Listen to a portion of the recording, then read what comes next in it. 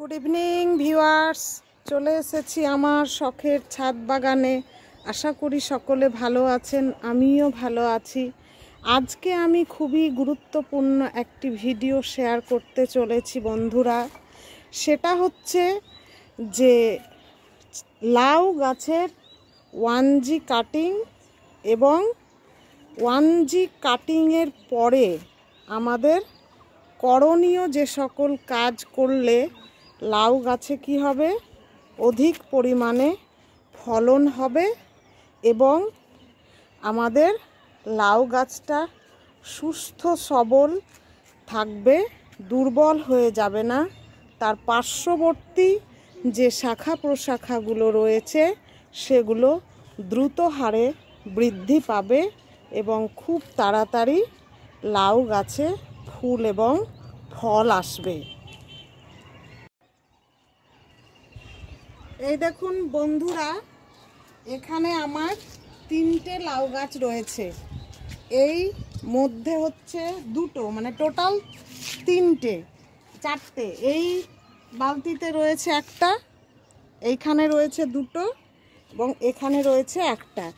এবার দেখুন প্রত্যেকটা গাছ আমার মাচায় উঠে গেছে।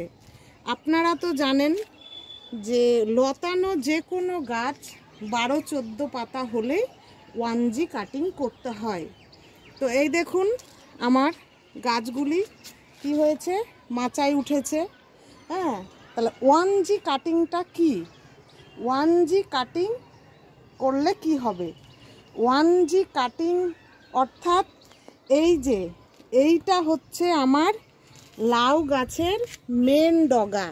এই মেন ডগাটা যখন 12-14 পাতা হবে তখন কি করব, এই দেখুন সামনের অংশের যে ডগাটা রয়েছে সেটাকে এইভাবে কেটে দিব।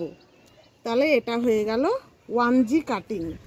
এই 1G কাটিংয়ের ফলে এই দেখুন যে ছোট্ট ছোট্ট যে ব্রাঞ্চগুলো বেরোচ্ছে, এই যে ব্রাঞ্চ বেরোচ্ছে, এই ব্রাঞ্চগুলো কি হবে, দ্রুত হারে বড় হবে। ফলে এই যে মেন যে ডগাটা ছিল এই ডগায় কিন্তু শুধু পুরুষ ফুল আসবে, স্ত্রী ফুল আসবে না। তারপর এই যে ছোট ছোট যখন ব্রাঞ্চগুলো বেরোবে, এই ব্রাঞ্চগুলো যখন বড় হবে তখন আমরা এটাকে কাটলে এটাকে বলা হবে 2G কাটিং। এই 2G কাটিং করার ফলে আমাদের লাউ গাছগুলিতে কি হবে, প্রচুর পরিমাণে স্ত্রী এবং পুরুষ ফুল আসবে, যার ফলে কি হবে, প্রচুর পরিমাণে লাউ ধরবে। তো এই দেখুন এই গাছটিও আমার মাচায় উঠে গেছে। এইটারও আমি কি করব, এই যে মাথার যে ডগাটা, এই যে এই ডগাটা আমি কেটে দিব। হ্যাঁ, তাহলে এটা হয়ে গেল 1G কাটিং। এবার পরবর্তীতে যখন এই ছোট ছোট ব্রাঞ্চগুলো বেরোবে, 2G কাটিং করব, তখন আমাদের মনে রাখতে হবে যে কোন জায়গাটায় আমরা 1G কাটিং করেছিলাম। সেই জায়গাটাকে কি করতে হবে, আমাদের একটু চিহ্নিত করে রাখতে হবে, যাতে পরবর্তীতে বুঝতে পারি যে আমরা এই জায়গাটায় 1G কাটিং করেছিলাম। তার জন্য কি করতে হবে, তার জন্য একটা প্রসেস আমাদের অবলম্বন করতে হবে। আমি সেই প্রসেসটা আপনাদের সামনে দেখাচ্ছি। এই দেখুন আমি কি করেছি, একটা সুতির ন্যাকড়াকে এইভাবে ফিতের মতো ছিঁড়ে নিয়েছি। আপনারা অন্য কোনো ফিতেও নিতে পারেন, এত বড় লাগবে না। এই যেটাকে আমি ছোট করে নিলাম।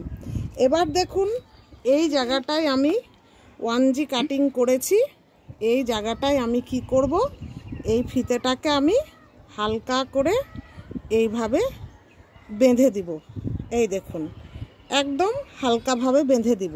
তাহলে পরবর্তীতে যখন শাখা প্রশাখা বড় হয়ে যাবে তাহলে আমাদের চিনতে সুবিধা হবে যে কোন জায়গাটা থেকে আমি 1G কাটিং করেছিলাম। একইভাবে এইদিকে যে আমি ডগাটা কাটলাম, 1G কাটিং করলাম, সেই জায়গাটা আমি এই একইভাবে এই জায়গাটা আমি কি করব, এইভাবে ফিতে দিয়ে আমি বেঁধে দিব। তাহলে এটারও পরবর্তীতে যখন শাখা প্রশাখা বেরোবে তখন আমাদের চিনতে সুবিধা হবে। হ্যাঁ, তাহলে 1G কাটিংয়ের পর এই ছিল 1 নম্বর করণীয় কাজ। এবার 2 নম্বর যেটা করতে হবে সেটা হচ্ছে যে এই কাটা অংশে আমরা কি করব, যাতে ফাঙ্গাস না লাগে তার জন্য সাফ ফাঙ্গিসাইডগুলো একটু লাগিয়ে দিব, আর না হলে ঘরে আমাদের রান্নাঘরে যে হলুদ থাকে সেই হলুদ আমরা কাটা অংশে লাগিয়ে দিব। এই দেখুন আমার কাছে রয়েছে সাফ ফাঙ্গিসাইড, অল্প একটু জল দিয়ে আমি এটাকে গুলে নিলাম। তারপরে এই দেখুন এই যে এটা হচ্ছে কাটা অংশ, এই কাটা অংশটাতে আমি এইভাবে লাগিয়ে দিলাম। এই দিকেও আমি যে কেটেছি সেই অংশটাতে আমি এইভাবে লাগিয়ে দিলাম। তাহলে এইটা হয়ে গেল 1G কাটিংয়ের পর 2 নম্বর কাজ। এবার যেটা করব সেটা হচ্ছে 3 নম্বর কাজ, যেটা করলে কি হবে, গাছগুলো আমাদের ভালো থাকবে এবং যে আশেপাশের যে শাখা প্রশাখা রয়েছে সেগুলো দ্রুত হারে বৃদ্ধি পাবে। এই দেখুন এরপরে 3 নম্বর কাজ হচ্ছে যে লাউ গাছের যে নিচের যে পাতাগুলো রয়েছে এই পাতাগুলো কিন্তু আমাদেরকে কি করতে হবে, একদম কেটে ফেলতে হবে। হ্যাঁ, নিচের অংশে যাতে কোনো রকম পাতা না থাকে। নিচের অংশে পাতা থাকলে কি হবে, লাউ গাছের পুষ্টি এই পাতাগুলো খেয়ে নেবে এবং লাউ গাছের যে মারাত্মক অসুখ ডাউনি মিলডিউ এই কিন্তু নিচের পাতা থেকেই শুরু হয়। এই নিচের পাতাগুলো এই কারণে কি করব, নিচের পাতাগুলো আমি এইভাবে কেটে দিব। ফলে কি হবে, লাউ গাছের গোড়াতে যেমন বাতাস পাবে তেমন রৌদ্রও পাবে। এই দেখুন এখান থেকে একটা ব্রাঞ্চ বেরিয়েছে, এই ব্রাঞ্চের সাইড থেকেও আমি এইভাবে এই যে কেটে দিব। তাহলে কি হবে, এই যে দেখুন গোড়াটা কেমন পরিষ্কার করে দিলাম। ফলে এই গাছটা আর মানে এই সব ডগা পাতা অপ্রয়োজনীয় পুষ্টিগুলো খাবে না। যাদের পুষ্টি দরকার তারাই এই পুষ্টিগুলো গ্রহণ করবে। একইভাবে দেখুন এই গাছের গোড়ার পাতাগুলো আমি এইভাবে কেটে দেব, যাতে প্রয়োজনীয় পুষ্টিটা এই গোড়ার পাতাগুলো খেতে না পারে। এই দেখুন এইভাবে একদম গোড়াটাকে সব সময় পরিষ্কার রাখতে হবে। এই গোড়ার পাতাতেই মারাত্মক অসুখটা ধরে এবং অক্সিজেনের ঘাটতি ঘটতে পারে। এরপর 4 নম্বর কাজ হিসাবে যেটা করব সেটা হচ্ছে এবার অক্সিজেন যাতে মাটির মধ্যে ভালোভাবে চলাচল করতে পারে তার জন্য গোড়াটাকে এই হালকাভাবে খুশে দেব। এই যে এই হালকাভাবে গোড়াটাকে আমি কি করব, এরকম করে খুশে দেব। সেম একইভাবে এই গাছটারও আমি তাই করব। এই যে সাইডের যে মাটিগুলো রয়েছে সেগুলো এইভাবে কি করব, খুশে দেব। অক্সিজেন, হাওয়া বাতাস, রোদটা যাতে ভালোভাবে গাছের গোড়ায় পায়।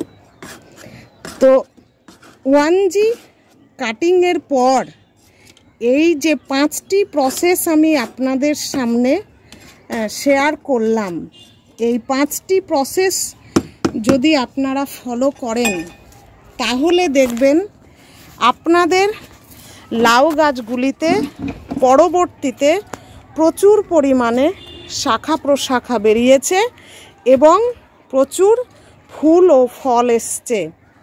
আশা করি ভিডিওটা আপনাদের ভালো লেগেছে। ভালো লাগলে আমার প্রসেসগুলো ফলো করবেন এবং এই প্রসেস ফলো করে আপনারা কতটা উপকৃত হয়েছেন কমেন্টের মাধ্যমে অবশ্যই আমাকে জানাবেন এবং আমার ভিডিওগুলি লাইক শেয়ার ও চ্যানেলটা সাবস্ক্রাইব করবেন। পাশে থাকা বেল আইকনটি প্রেস করে দিবেন যাতে করে নতুন নতুন ভিডিওর নোটিফিকেশান খুব সহজেই পেয়ে যাবেন। ধন্যবাদ।